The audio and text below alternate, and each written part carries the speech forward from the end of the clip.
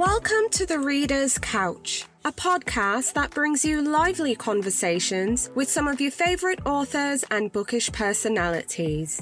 Over here, the couch is always booked, but I've moved some books to the side table and fluffed some cushions so I can welcome a guest or two to come lounge with us.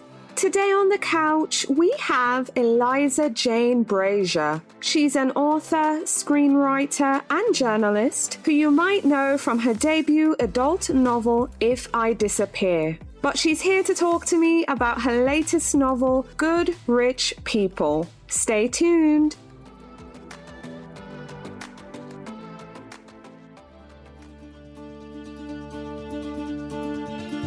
A Southern historical fiction novel to keep on your radar is The Saints of Swallow Hill by Donna Everhart. Set in North Carolina and Georgia in 1932 during the Great Depression, readers are transported to turpentine camps buried deep in the vast pine forest. In the novel, we meet Raylyn Cobb, who, after performing an act of mercy on her husband, must leave town to keep herself from going to jail. So she disguises herself as a man and heads to a turpentine camp in Georgia named Swallow Hill. While at the camp, she meets and takes a liking to Delwood Reese, a drifter who's come to Swallow Hill hoping for his own redemption.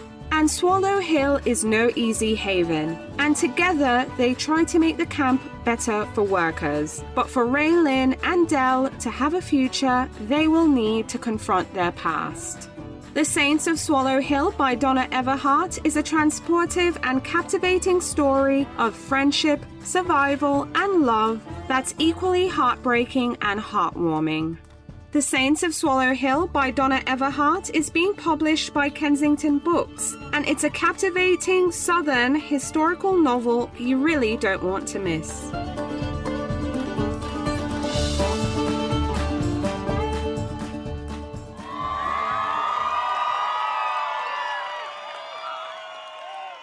Hi readers, welcome again to The Reader's Couch. I'm your host, Victoria Wood, and here on the couch with me is Eliza Jane Brazier. She's an author, screenwriter, and journalist who you might know from her adult debut novel, If I Disappear, which is a twisty thriller about a true crime fan who turns detective when her favorite podcast host goes missing. It's a personal favorite of mine, but she's here to talk to us about her latest novel, Good Rich People. Please welcome to the couch, Eliza. Hey, Eliza. Hi, thank you so much for having me. And that's so sweet of you to say that as well. Thank you. I loved If I Disappear. So it's a real treat because I love Good Rich People now too. So super excited to have you here. So yeah, your latest book, Good Rich People, it's now out in the world. Readers can get their hands on a copy. I mean, on a scale of 1 to 10, how are you feeling? How excited are you? I'm definitely excited. It's just weird because I think that I kind of like stay out of stuff. Like I don't like really read reviews, like obviously I guess I see posts and things. So it's like I'm excited, but I'm also like, you're kind of removed from it, I feel like. Once I start getting like responses and stuff, I mean, that's like the fun part. So Absolutely. So I want readers to hear it from you. Tell us about your novel, Good Rich People, and what can readers expect when they pick up this book? The easiest way to kind of explain is it's sort of like Parasite meets Ready or Not. It's about sort of like income disparities. So there's this wealthy family in Hollywood who, like out of boredom, play this game where they invite self-made success stories to like live in their guest house. And the game is to sort of try to ruin their lives. And then on the other side, there's this woman who has, grown up in poverty, sort of like lived in poverty her whole life, and who now is actually like experiencing homelessness. And she sort of by accident ends up in the guest house and they don't know who she is and she doesn't really know who they are. And this game sort of like plays out and it has kind of explosive consequences. I would dare say definitely explosive for sure. But I want to know, like, what inspired this idea? What inspired Good Rich People? I mean, give us some behind the scenes details on your thought process and just a spark for this novel. Well, so to be honest, it actually, a lot of it is kind of like inspired and sort of like fueled by my own experiences. So I lived below the poverty line for like 10 years, actually in London. So in England. And I also have had like sort of brief experiences with sort of being like homeless, like living out of my car in Los Angeles for like a few weeks. And then also in England for like a brief period, similarly to Demi in the novel. And so a lot of it initially just came from that and like kind of having, it was almost like therapeutic the first few drafts because a lot of Demi's backstory is based on nonfiction. It's kind of like my experiences and sometimes like my own like frustrations. It was kind of just like a way for me, I think, to work through that. And then on the other side, I've also had like experiences interacting with like extremely wealthy people. Like my late husband was a musician, so he would sometimes play at like these super fancy houses or, you know, whatever it was. And so I kind of took some inspiration from that, like, especially like, I don't know, like posh people in England, it's kind of a different sort of level of, I don't know, there's like a different level of snobbery. It's like extra snobbery because like not only are they rich, but they also come from like these storied families. And having that interaction and juxtaposition when I was like myself struggling. So a lot of it just came from that, you know? Right, right. Absolutely. That makes sense. And I know exactly what you mean. It's a different level of Yeah, just, it's an extra level because you know how it is in England. Like it's not just about money, right? There's certain families where it's you also have to have like that whole, you know, the lord, the earl, whatever it is. Yeah. it's definitely more a classist society. That's what I'm saying. Like, it's Yes. okay for you to have money, but if you don't have that history, you know, it's Yeah. just, you're kind of separated. So there is that divide. So this book, Good Rich People, it's primarily narrated by Lila. Tell me about your thoughts on giving Lila this big role in the storytelling and just Karen and Demi kind of see each other in a weird way. You know, initially, like with the first couple of drafts, I felt like that it was too kind of just depressing and maybe too personal. So I later kind of added the game element. And I think that's when Lila became a bigger character because for me, it was like to introduce some of like the, I guess, like quote unquote fun element of the book and more of like the black comedy element. But what's interesting about Lila is like when I wrote her, like I kind of thought in my mind that, oh, this is someone who wants to be, you know, she wants to like be a good person through the process of talking to, like, I've spoken to a few studios and production companies about this, like, and eventually we sort of like sold the deal. But I remember I was talking once to one producer and he was like, oh, you know, what do you think?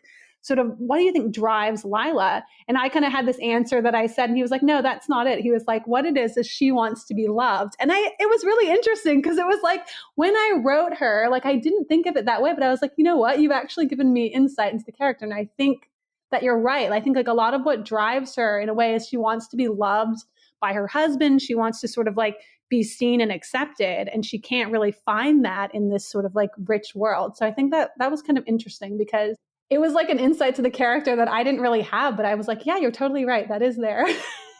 Right, absolutely. And then there's Margot, who's like a whole monster in herself. Tell me about Margot. So she's the extremely wealthy, like sort of like matriarch of the family. And she kind of, I think, thinks and sort of understands that they're different. Her and her son, Graham, right, are sort of like different and not really in a good way. And so I think she kind of like sees and accepts that. And that's part of the reason why she sort of instituted this game, I think, in a way to like keep her son maybe occupied, to like sort of satisfy, I guess they have these sort of like dark urges. Yeah. So she's just like, I think she's actually a really interesting character. And so I'm going to be working on the TV show and I'm really like excited to get to like dig more into her and what actually like makes her tick, you know? Right, right. I would love to see that because, you know, she's like that monster-in-law to Lila, but her and Graham are almost like partners in crime in a weird way. Well, the thing is, like with the book, it's from Lila. You know, you only see her from Lila's perspective, and or from Demi's. It would be interesting to like explore what you know. I don't know the other side. You know, is there another side? She does love her dog, so that's she's not all bad, right? Awesome. I'm really intrigued by Margot. So that's part of the reason why I really wanted you to talk about her. Because, yeah, I think she's a character to watch. But perfect, because we're getting now into your writing life. And I'm curious, how long did it take for you to write Good Rich People and just pull the whole story together? I guess I kind of slightly alluded to this, but it's kind of a weird thing about this book is that my poor editor looked at three completely different versions. And so it was over 2020 that I wrote it. And I wrote one version that was sort of all right. Then I rewrote the whole book again. And then it was getting towards the sort of deadline of when I needed to be handed in a way, like, which is kind of a year before publication.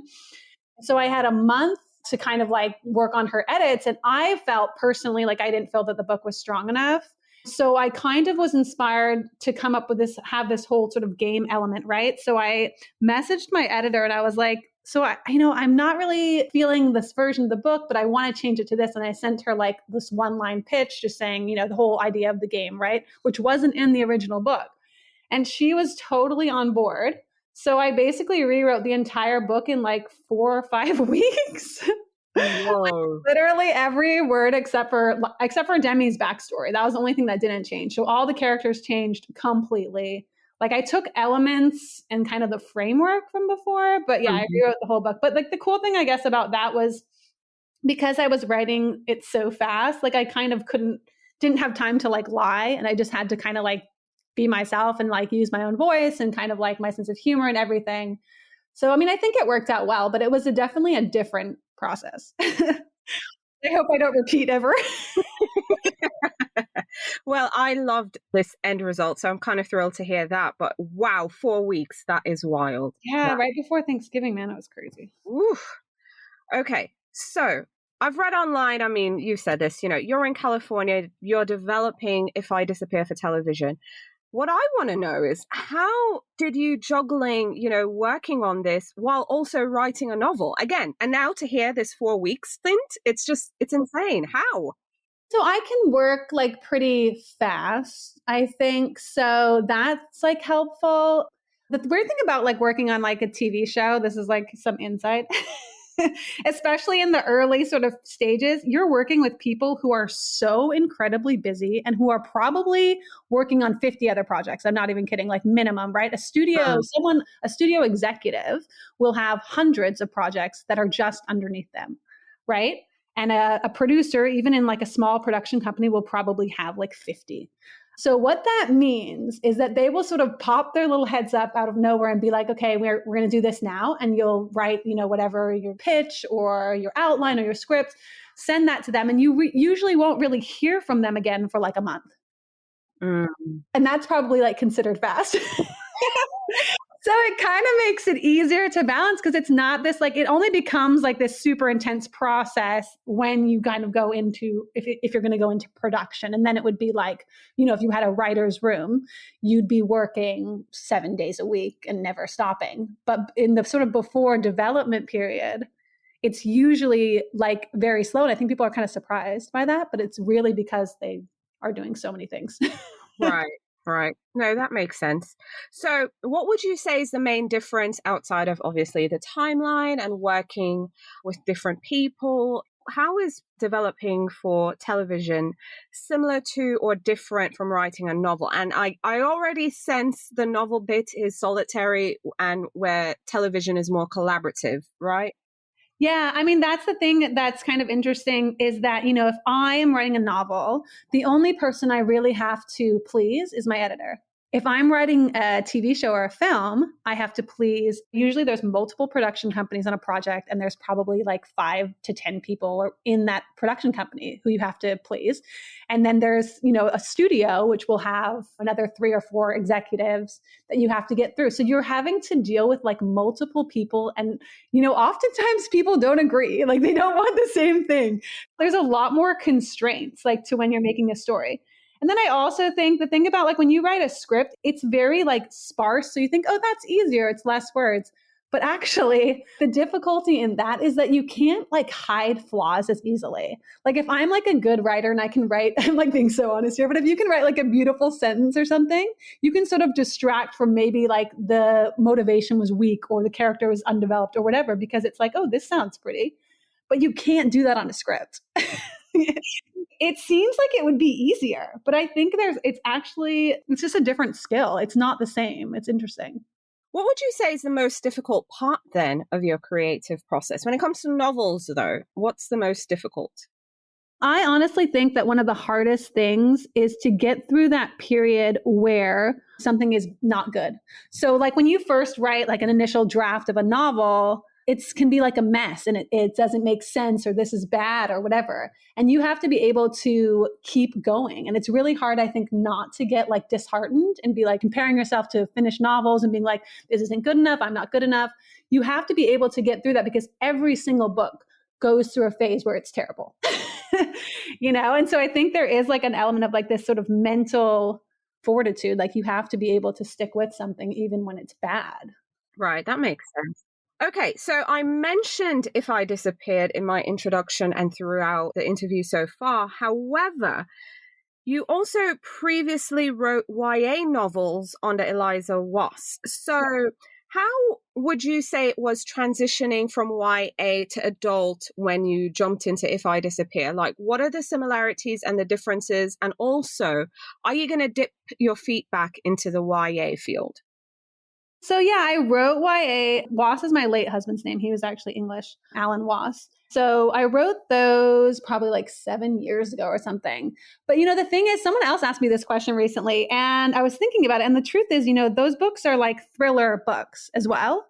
And I don't think that perhaps I should have, but I didn't really approach it any differently in terms of like being like, oh, I'm writing for teens. So I need to like, sort of change, whatever it is. It was really, honestly, I think just really similar. And maybe like perhaps that wasn't good, but I don't know. But yeah, no, I don't have any plans to go back into that. I don't know if I feel like kind of more comfortable in adult, to be honest, because there is like, my first book, The Cresswell Plot, it has like incest and murder, you know what I mean? And this is my YA book. And it's like, I feel like maybe I fit better in the adult category for now, just because I don't know, you don't want to start sort of thinking about having to censor yourself or not, talk about what you want to talk about, I guess. Yeah.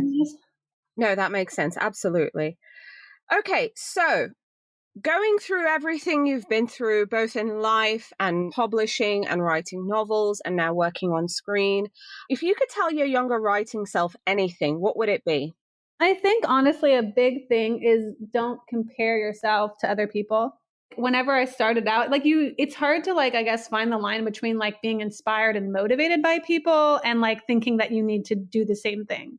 So I think that sometimes it's like you'll get writing advice and you'll be like, oh, I need to do that because that has worked for this person. And if something's not working for you, then you don't have to do it. Don't get sort of like hung up on these things like even like word count goals, or I need to do this every day, or I need to do, I think it's really important to just try to find out who you are and how you work best, and like what kind of storyteller you are, and not feel that you have to be anyone else but yourself. Right. Absolutely. Okay, Eliza, let's get into your reading life. I mean, we're here to talk about good rich people, but I want to know what you're reading. I know my listeners want to know what you're reading. So share with us the last book or books that you read that you now would recommend. So I just finished reading a book by Ellery Lloyd, which comes out this year.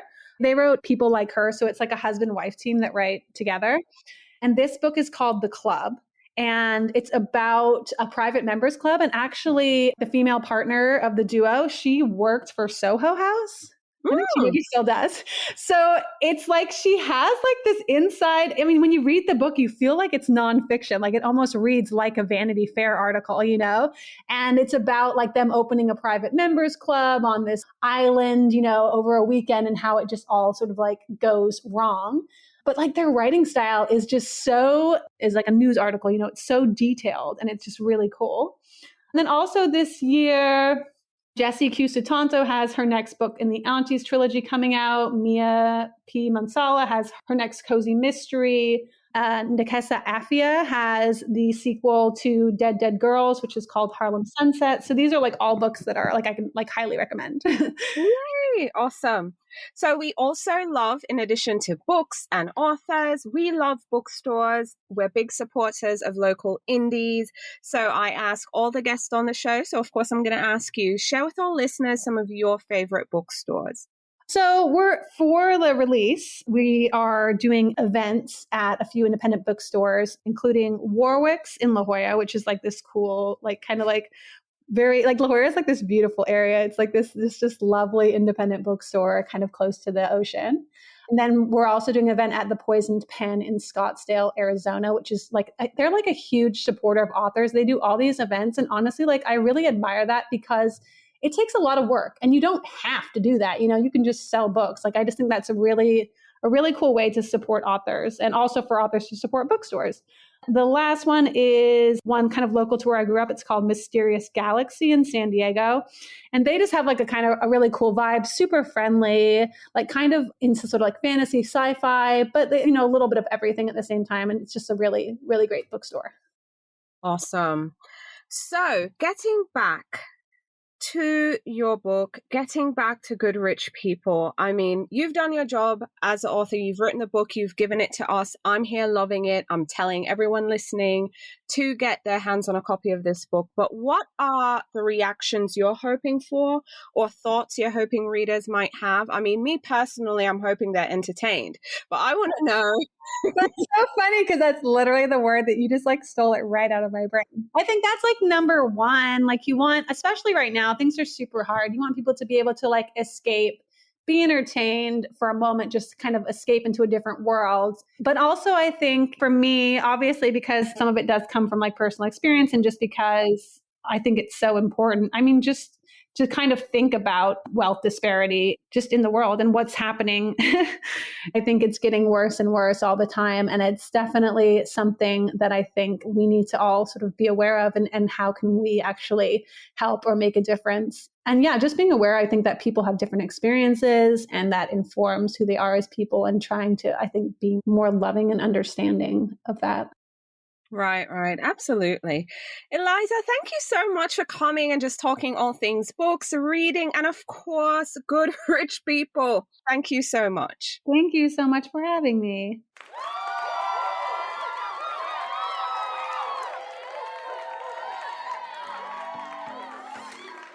Thank you so much for tuning in to The Reader's Couch. You can find out more about the show and submit your questions for our guest by visiting our website, thereaderscouch.com. You can also connect with us on Facebook, Instagram, and Twitter at The Couch is Booked. If you like the show, please subscribe, share, and take a few seconds to leave a rating and review.